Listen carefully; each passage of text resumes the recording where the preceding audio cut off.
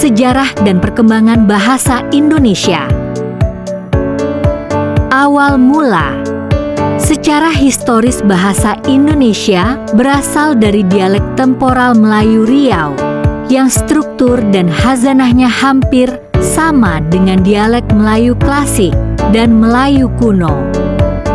Dipilihnya bahasa Melayu Riau sebagai cikal bakal bahasa Indonesia karena bahasa Melayu Riau sudah menjadi lingua franca atau bahasa pergaulan di pelabuhan-pelabuhan peniagaan di seluruh wilayah Nusantara, sehingga bahasa Melayu Riau ini diberi nama bahasa Indonesia. Sejarah bahasa Indonesia. Bahasa Indonesia adalah identitas nasional dan bahasa resmi Republik Indonesia. Bahasa ini diresmikan pada tanggal 18 Agustus 1945, sehari setelah proklamasi kemerdekaan dan bersamaan dengan berlakunya UUD 1945. Pada saat Sumpah Pemuda, bahasa Melayu dipilih sebagai bahasa persatuan. Pemilihan bahasa Melayu didasarkan pada kesederhanaan dan sifatnya dapat diterima oleh masyarakat. Muhammad Yamin dalam Kongres Pemuda II menyatakan bahwa dari berbagai bahasa yang ada hanya bahasa Melayu dan bahasa Jawa yang berpeluang menjadi bahasa persatuan, akhirnya dipilihlah bahasa Melayu yang kemudian berkembang menjadi bahasa Indonesia. Perkembangan bahasa Indonesia. 1901, penyusunan ejaan resmi bahasa Melayu oleh C.H.A. van Ophuijsen yang dibantu oleh Nawawi Soetan M. Amur dan Muhammad Taib Soetan Ibrahim. 1908, pendirian Komisi voor de Volkslektuur, Taman Bacaan Rakyat, yang kemudian menjadi Balai Pustaka, badan penerbit buku-buku bacaan yang membantu penyebaran bahasa Melayu di kalangan masyarakat luas. Pada 16 Juni 1927 Yahya Datoe Kayo pertama kali menggunakan bahasa Indonesia, bahasa Melayu, dalam pidatonya. Dalam sidang Volksraad, Dewan Rakyat, seseorang berpidato menggunakan bahasa Indonesia. Pada 28 Oktober 1928 diselenggarakan Sumpah Pemuda yang salah satu hasilnya adalah pengakuan terhadap eksistensi bahasa Indonesia sebagai bahasa persatuan. Pada 18 Agustus 1945 ditandatangani Undang-Undang Dasar 1945 yang dalam pasal 36 menetapkan bahasa Indonesia sebagai bahasa negara. Pada 19 Maret 1947 diresmikan penggunaan ejaan Republik, ejaan Soewandi, sebagai pengganti ejaan van Ophuijsen yang berlaku sebelumnya.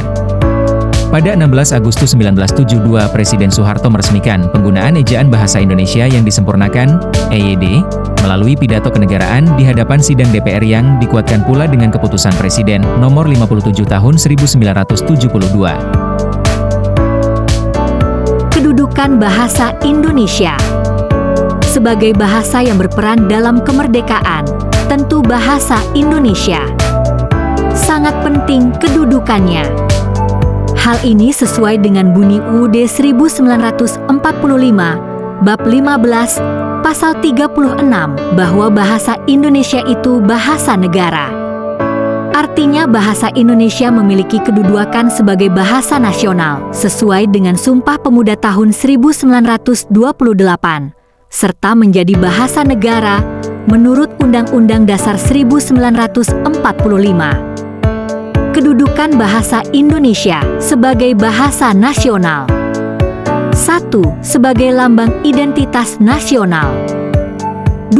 Sebagai lambang kebangsaan nasional. 3. Sebagai alat pemersatu masyarakat yang beragam. 4. Sebagai alat perhubungan antar budaya dan daerah. Kedudukan bahasa Indonesia sebagai bahasa negara. 1. Sebagai bahasa resmi negara. 2. Sebagai bahasa pengantar resmi di lembaga-lembaga pendidikan. 3. Sebagai bahasa resmi dalam perhubungan tingkat nasional. 4. Bahasa resmi di dalam mengembangkan dan memanfaatkan ilmu pengetahuan dan teknologi. Ejaan bahasa Indonesia.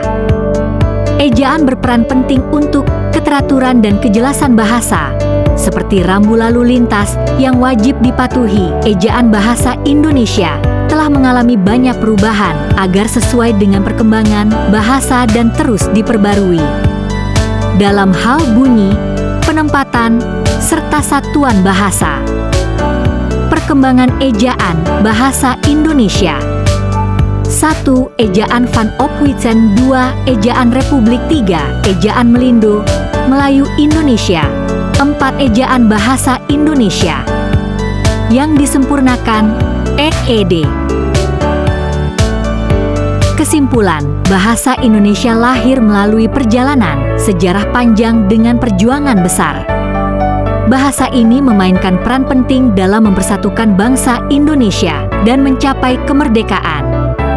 Ejaan bahasa Indonesia yang digunakan saat ini adalah penyempurnaan dari ejaan yang disempurnakan EED untuk membuat penulisan lebih tertib dan teratur. Penerapan ejaan yang benar akan meningkatkan martabat bahasa Indonesia dan memungkinkan fungsi dan kedudukannya diimplementasikan secara optimal. Pertanyaan dan jawaban. Menurut kalian kenapa bahasa Indonesia tidak dibuat menjadi bahasa internasional seperti bahasa Inggris atau bahasa Arab? Dan jika tidak relevan, berikan alasannya.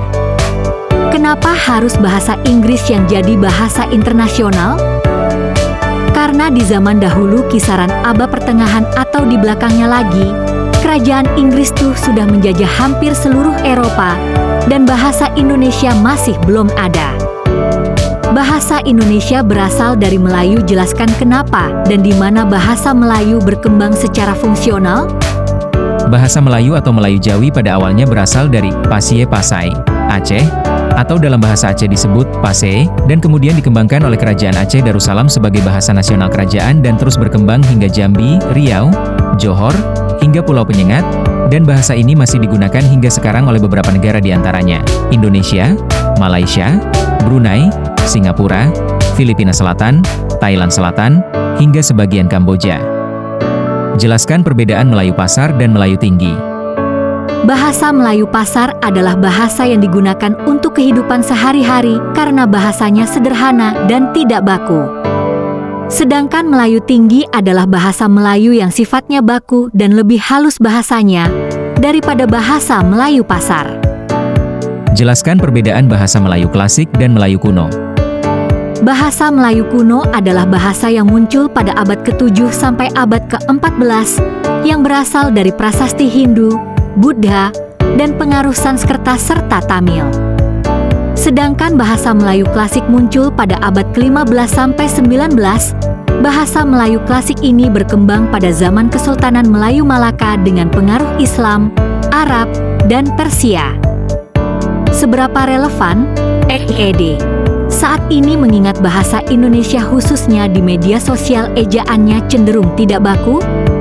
EED masih relevan sampai sekarang karena menjadi pedoman utama dalam penulisan bahasa Indonesia yang benar dan baku. Walaupun di media sosial banyak orang menggunakan bahasa yang tidak baku demi kecepatan dan gaya santai.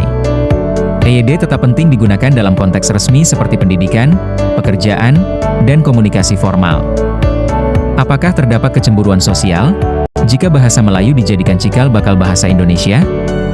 Tidak ada kecemburuan sosial, karena pemilihan bahasa Melayu sebagai dasar bahasa Indonesia dilakukan dengan pertimbangan bahwa bahasa Melayu mudah dipahami, sudah digunakan luas di berbagai daerah, dan bersifat netral, tidak mewakili suku tertentu.